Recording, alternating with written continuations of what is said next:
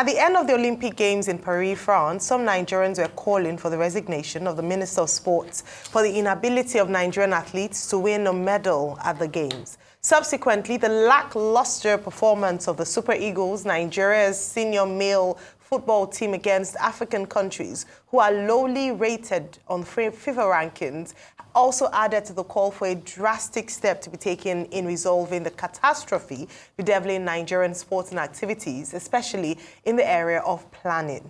However, some of those critics are beginning to sing a new song after Nigerian Paralympians won 2 gold medals with a world record in weightlifting. Also, the new-look Super Eagles have suddenly woken up from slumber with a home victory against the Benin Republic in Uyo, Akwa Ibom State. Joining us now as we look at the state of sports governance in Nigeria is Senator John Enoh, Nigeria's Minister of Sports Development. Good morning, Senator Enoh. It's good to see you on the morning show. Good morning, Ayo. Glad to be here, glad to join you on this show. Well, Senator Enoh, it's been 1 year since you've been appointed minister. I'm sure you're having fun. You are enjoying yourself. It looks like a good posting, isn't it? You know, in the last 1 year. And in the last few days, you know, you've taken people to the Olympics. You've taken them to Paralympics. They came with 7 gold medals. You have a team down there in the under-18 Afro basket competition. You have the junior falconets. You have them in the under-20 FIBA World Cup, FIFA World Cup for women. The Super Eagles, they just left Uyo after beating Benin Cheetahs. And they are now in Kigali today. You know, they are going to play. What a beautiful ministry. How have you been coping? Do you want to share some of your bright moments with us? It's and I'm glad that when I was starting from this very high note, I believe that the last weekend was a weekend of, sporting glory for Nigerian sports. Listening to Ayo, you can just see how very easily opinions, change. It's either that Nigeria is not doing well, and the person who has to be sacked is the sports development minister. And suddenly, so maybe a week or so after, Nigeria begins to do well. You don't immediately begin to hear people calling that sports minister should stay, should be retained. So that's the kind of thing that you find in this sector. It's a fleeting opinions and all of that. But having said so, I think that it's been quite a revealing 1 year. It's, at some point you begin to wonder, what can really be achieved substantially in sports, the sports sector in 1 year. The Olympics had come and gone very sadly. And I was looking at, the past Olympics, and I was quick to also find out that the minister that I took over from had the luxury of spending 2 years before his own Olympics. I spent just 1 year. That luxury came because of COVID, and Olympics couldn't hold in 2020. It moved to 2021. So, it's been quite a lot. You've reeled out so many of the things and activities that are going on in the sports sector that Nigeria is involved in. And that is the nature of this sector, of this ministry, that on a daily, regular basis, Nigerian sportsmen and women are competing in different parts of the world. And so, the sentiments and the emotions and the feelings of Nigerians, Nigerians always want to win. And why not? I've gone to the Olympics and the Paralympics, and I sit and I watch games and I watch competitions. And I know how winning is, and I know how countries want to win, athletes want to win. So, it's been quite, it's been a year of, mixed. After when Mr. President celebrated his first year anniversary, we have always said, we have one government. We serve, in the government of President Asiwaju Bola Ahmed Tinubu. And then some ratings were going on. I think that maybe because of the glory of AFCON, the last time we went to AFCON, we couldn't proceed beyond the qualifying rounds. When I became minister, we played the finals. Again, it's debatable, to what extent will you attribute that to the minister or not? But maybe the kind of leadership, I mean, it was under me that a coach that was, employed, in the last administration had not been paid for about 15 months. And they were standing bonuses and allowances and all that. Through the magnanimity and the leadership of Mr. President, we got that sorted.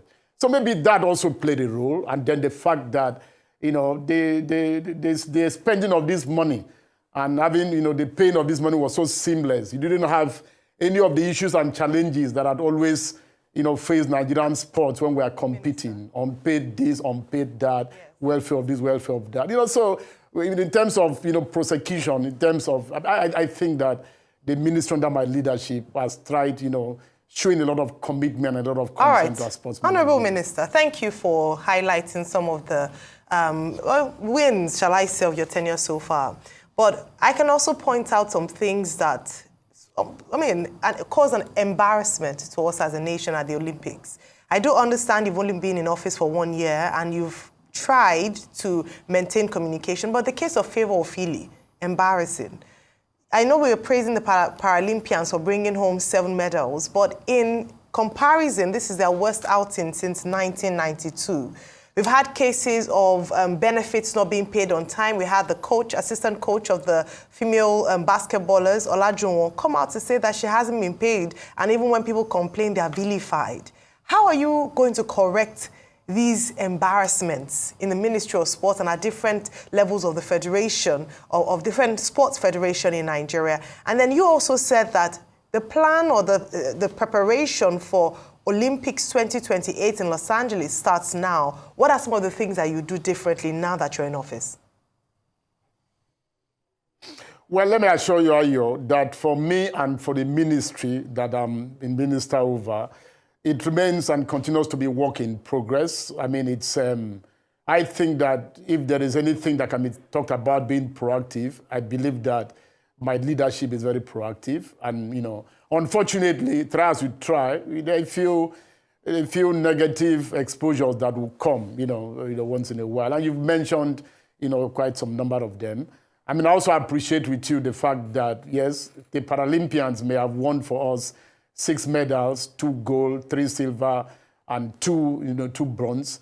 When you compare that, to, the early 90s and all of that, it's not, the result is not as excellent as it should be. I mean, and I've taken some kind of study of this, and I appreciate so. Bottom line is that I think that our sports in the last couple of years has been in decline. I mean, it's if you also recall, you also find out the performance of the Paralympians in the 2021, Paralympic Games was also not as good as it was in 2016. So our sports, what it is that is in decline, and then we didn't do as good as we should do, even though coming after we didn't get any medal at all. I believe that, it was kind of, very uplifting. So, I mean, you can, in terms of the Paralympic team, you would find out that in the team that we presented, quite apart from about 2 or so athletes that got injured, and most of these were the, power lifters that have always won for us more of the medals. About 2 or so that we had the hope we could come home with a gold medal, didn't compete because they got injured. But quite apart from that, if you also take a stock one by one, you'd find out that we're about 2 or so of them that consistently have won gold in the past 3 or 4, Paralympic, games that were still presented. One was able to manage, I think, a silver. The other one couldn't even get to podium performance. Again, it has to do with the state of our, of our athletes. In the terms of the Olympics proper, Blessing Oboro Dudu had won a silver for us in the 2021 or 2020 Olympics, and she couldn't, get to podium performance. If you look at her age, and all of that. So, I mean, we are in a state of decline because our sportsmen and women, most of the sports are aging, so there is the serious, challenge for their replacement. Okay. I mean, the next couple of days, I'm going to be in Asaba to declare open the National Youth Games. The National Youth Games would normally provide for us a platform for that kind of replacement. January next year, there's going to be the National Sports Festival to be hosted by Ogun State Government.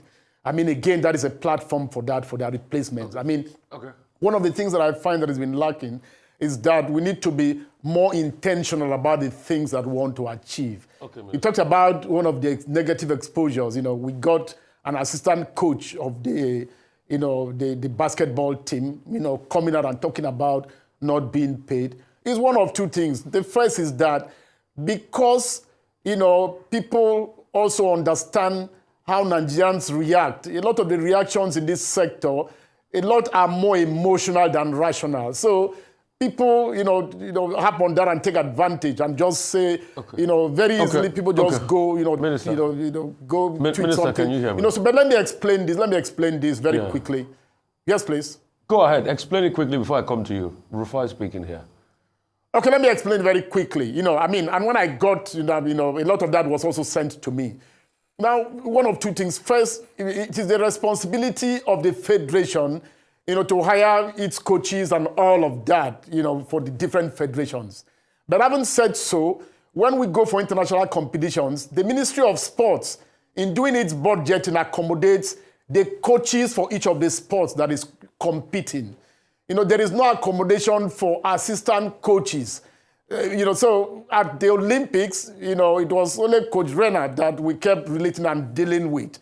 Even though in the sideline, somebody had introduced, Akim Olajuwon's daughter as being one of the persons in the crew, but we had no direct dealing or responsibility over, the assistant coach. It is more that of the federation, and we're interrogating this and we're asking questions and finding out why that had to happen to give us the kind of negative exposure it did. I haven't said so too. I'm not saying that anything is cast in stone and that after every experience you learn and that going forward, I believe that a lot more things are going to be taken in totality. The last issue about what we're doing in terms of the preparations for the next Olympics. No, I need to come in here because of time.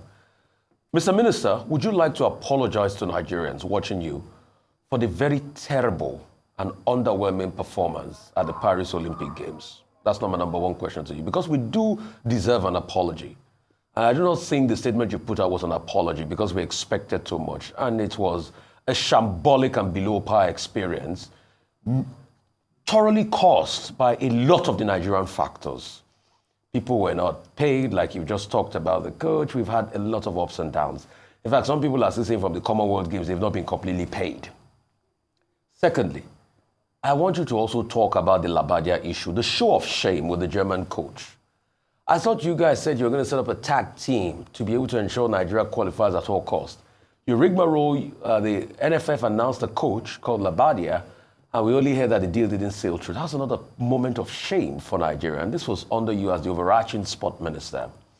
Also, I know you've explained it, but I also want you to explain the case of the bicycle where we had to go borrow bicycles and other shambolic activities that happened, and the case of Favour Ofili, that her name was not just put in there, and the fact that the likes of Toby Amusho said that the ministry did not stand with her when she had a debacle, with the back and forth. And that's why a lot of athletes are really, really disgruntled with Nigeria. Will you start with the apology first, Minister? Okay, let me say this to you. I mean, it's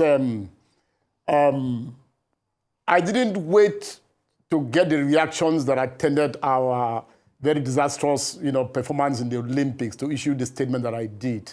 After issuing that statement, which you don't think, qualifies to be an apology, there are also some people within the sector that got back to me and said, I took responsibility over what I shouldn't have. And I told them that, well, I'm sports development minister. I mean, I don't expect the different, federations one by one to begin to tender, I have a supervisory responsibility over all of the federations and the sporting, for that we took to the Olympics. So I haven't said so. I needed to be on record that the first thing that I did after discovering that we're coming home without a medal was to issue that public statement, which for me, taking responsibility and apologizing to Nigerians over that performance. That's number one. Number two, you've mentioned quite a number of things, and my hope is that I can take them one by one and I can remember them. Number one, Labadia. You talked about the Labadia issue. The Labadia issue occurred the way it did and was very embarrassing. And as soon as it happened, what I did was to get across to the NFF and to say, you didn't conclude the discussions and the negotiations. Why did you go public on this? And then they tried to explain. that haven't done this and done that. You know, we've reached agreements on this, agreements on that, and that they took, you know, the permission of the coach to issue the statement that they did. You know, I mean, it doesn't excuse the embarrassment, and I think it's a regrettable one. That should not happen to a country like Nigeria. You know, but having said so, you've also talked about the fact that we had promised we're going to put together. You just heard me say what I said, and that we had said so, and that, look, the fact that they got the commitment of the coach to go public, you know, before they did, hasn't saved us from the embarrassment, and that is regrettable. You know, you talked about putting together a tag team. We had promised Nigerians all of that. Unfortunately, Nigerians may not be able to know enough the back and forth that goes on behind the scene. Nigerians may not be able to understand, because I constantly got briefing about what was going on until it got us to the fact that we had to play our first match for the AFCON qualifiers without a substantive coach, but with a standing coach in Augustine Eguavon. But I think that I also like that we get also a little bit more positive. Fortunately, thank God, that the first match that took place without that substantive coach, and for us a result that we've not had for quite a long time now. My hope is that going forward, and hopefully today we're going to come out also glorious and victorious, and then we have a little bit more time to be able to sort out all what couldn't be sorted out. You know, and then you talked about the bike issue, the favor of Philly, the favor of Philly matter. When the favor of Philly matter played out, you know, I think that I was also very engaging in terms of what my reaction was. And I tried to make a few explanations about that, and that, you know, whoever was responsible for that kind of embarrassment wasn't going to just go free. And in this program, I'm still having to restate it. The fact that nothing has happened yet is because we're still involved, we're still in between competitions. The Paralympic Games ended on Sunday, and we just all got back. Immediately after this program, I'm having a meeting with the top management of my ministry, and I think that the Nigerians are going to know what our next step would be in terms of that. I'd explained that the ministry is not responsible for submission of names to IOC. It is the NOC dealing with the different federations and all of that. Again, that shouldn't happen, you know, because one of the things I tried to do as minister is that I looked at some of the pitfalls of the past, what has always occurred when Nigeria is competing. It is either that we don't have kids, or the sportsmen and women have to watch their kids and wait for them to get all of that. I mean, it is either that they're demonstrating in the streets of a foreign country about allowances that are not paid and all of that. All of this I got on top of. And I think very reasonably, you know, we got out of these competitions avoiding this kind of pitfalls. But a few other things, you know, crept up, not immediately within my control. Immediately they did, I was proactive enough to make reactions, which I can assure I'm going to follow up. You mentioned about the cyclist. The cyclist, you know, the essay.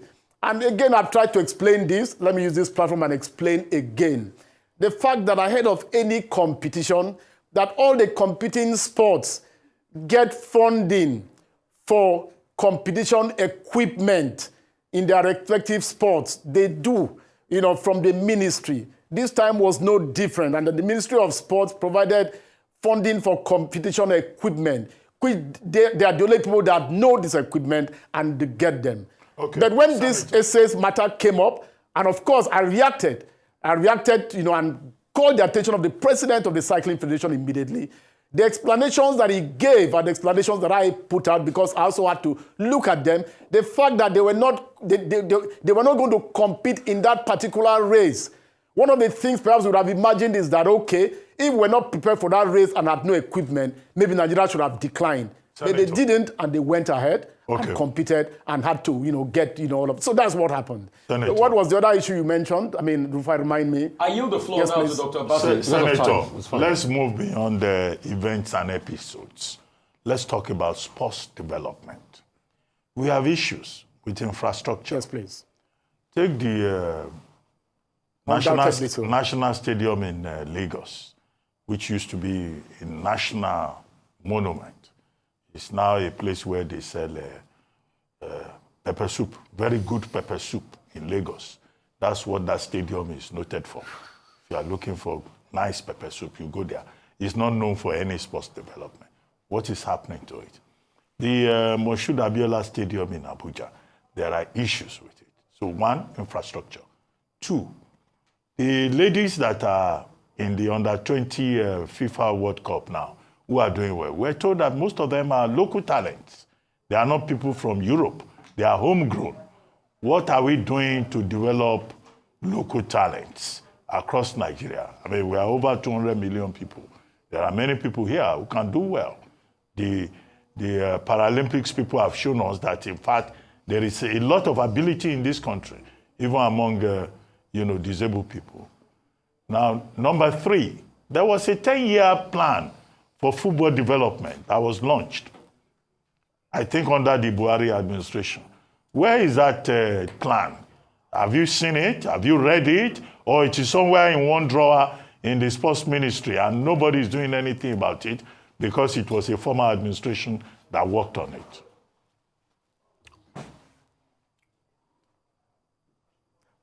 Okay, let me again try to respond to you one by one. The first thing you mentioned is about the state of our infrastructure. I mean, I agree with you completely. I've had cause to mention to some people that if the current Senate president, Godswill Akpabio, didn't have the foresight to build a stadium in Uyo, sadly, Nigeria's matches involving the senior national team, CAF FIFA, rated matches, would not have any venue to play them in country. It's as sad as that. Now, one of the first things that I did after becoming minister was to do some facility tour. I mean, the Moshood Abiola Stadium in Abuja, incidentally, the first step I took was to locate my office there. From day one, that is where I've been operating as Minister of Sports Development. I went to the Lagos, the National Stadium, Surulere. And I remember making a statement, and I said, because I've been briefed about the concessioning arrangement that was already on. And I said, if concession is what is going to get this facility back to the shining light that it was, I'm going to support it 100%, and I'm going to give it accelerated, attention. Let me report that, as one of the things that my leadership in the last 1 year has been able to accomplish, quite apart from the anti-doping bill, which has been with us for forever, is also the fact that as I speak with you, immediately I get out of this program and go to the ministry, I'm signing off the memo to Cabinet Office for FEC to give a final endorsement to that concessioning. I have pursued it with zeal, with passion, because I didn't think that that facility located where it is should remain in the state that you've characterized it. We pursued it, worked through the various committees, and it's important to appreciate the fact that this concessioning has dated way back 2012 or so, and it's not been concluded. This administration, the administration of President Bola Ahmed Tinubu, will be the administration that now comes to conclude that concessioning. The Abuja National Stadium, a few weeks ago, we had a team that came, from, CAF, FIFA, to come for inspection, because I was asking questions. How come, FIFA, CAF rated matches are not being played in this stadium? Because I remember that less than a month after I took over as Sports Development Minister, I was made to take custody of the playing pitch facility that had gone through the adopted facility program, and had enjoyed the magnanimity of Aliko Dangote. And I remember that on that day I had made a remark that I'm being made to take over this facility now, even when I have been briefed that there are some class of matches that cannot hold here. So what kind of work has been done in this facility? Last week, before I traveled for the Paralympics, I had to, I had to invite the contractor and I had to put this before him. And he had to commit to the fact that he's going to get back that playing pitch to the standard that is required. I've done that. I missed other things. I visited the Paralympians in their camp in Germany. And my takeaway from that is that there is no reason why the country as Nigeria cannot have such a facility. If we're going to start in terms of having to upgrade the Moshood Abiola National Stadium to that kind of center, that we don't need to travel and burn foreign currencies, we're going to do that. You talked about, yes, please? Yeah, development of young talents, and then the 10-year football development plan. Development of young talents. Okay, development of young talents. In this program, I've already mentioned the fact that, You know, we have the National Youth Games that are going to be formally declared open by me on Thursday. We have the National Sports Festival coming up in Ogun in January. Even though these ones are the quick ones, you know, the short term, because mainly those who win medals, gold, and all of that would immediately be graduated to elite status, have to go through the various training programs that are suitable for that category. But long term is that we need to go back. We need to go back to school sports, primary, secondary, university.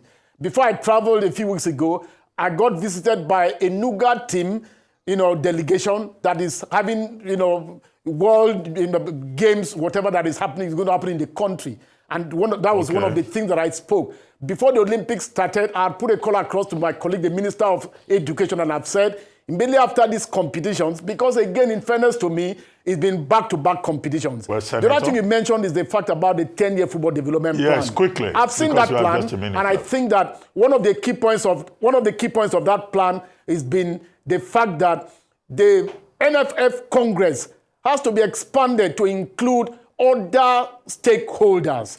I've been taking the NFF to task on this, and there's a commitment in terms of timeline for the implementation of that. This government hasn't ever imagined that because something was begun by the former administration, it cannot be sustained. It's a lot of things within the sports sector are being sustained. The final thing that you talked about our foreign athletes is that, our local athletes is that, look at the example of power lifting. Almost everyone, the entire team is home-based. And in competitions in Paris, you saw them beat countries like China. So the challenge that we have in our country in terms of other sports is that for too long, there's been an over-reliance on foreign athletes and sportsmen and women. We need to be a little bit more homeward looking. We're not saying that our foreign-based athletes are not doing the best that they can for country in terms of their commitment. What we're saying is that we cannot, you know, concentrate on only that aspect. We need to develop our sports in country, because it is only in country that you can find the kind of fire, the kind of fight, and the kind of bite that we expect in terms of international competition. That's a good place to say thank you so much. Thank you very much, Senator John Enoh, Nigeria's Minister of Sports Development.